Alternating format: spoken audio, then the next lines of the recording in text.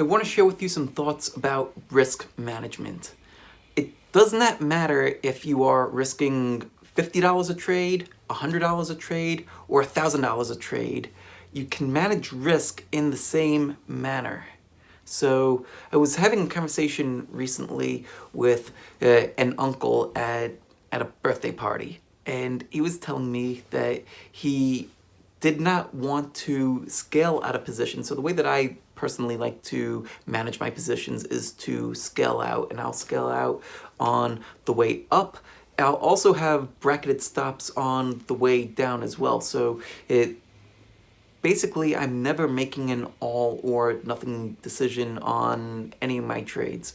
And he was telling me that he can't do that, that his positions are too small. And it turns out that he trades a much bigger account than I do.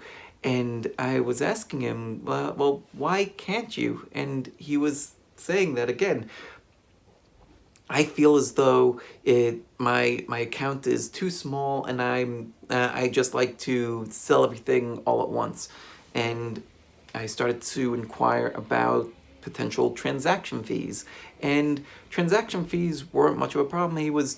He had, I forget which broker he has, but he was still having about a $10 per trade transaction fee, and that's high. That's on the higher end of the spectrum. If you have something like interactive brokers, you're only paying about $1 a trade. If you have something like Robinhood, you are trading for free.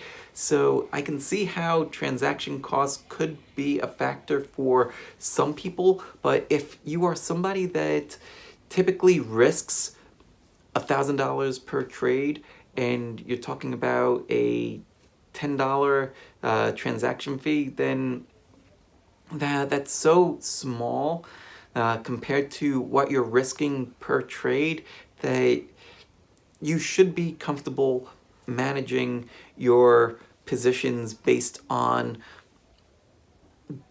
sound risk management and being able to scale out versus just making all or none decisions because you're not comfortable with either the fee or just mentally you're not comfortable and you feel that your trading is too small.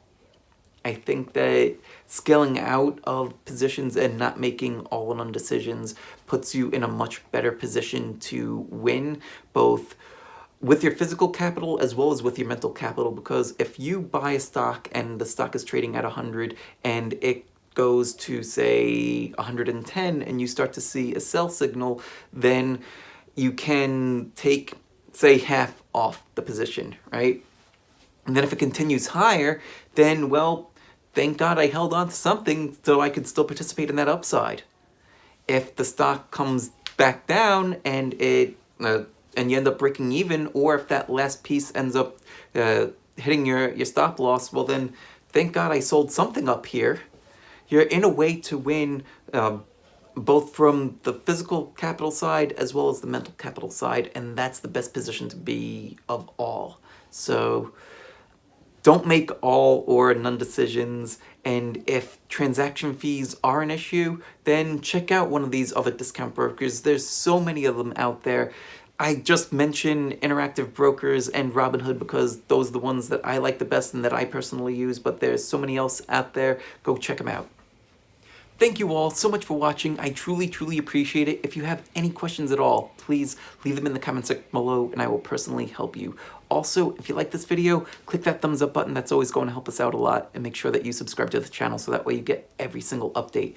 Let me know what topic you want to hear about next and I'll make sure to make it happen. Take care and have a great day.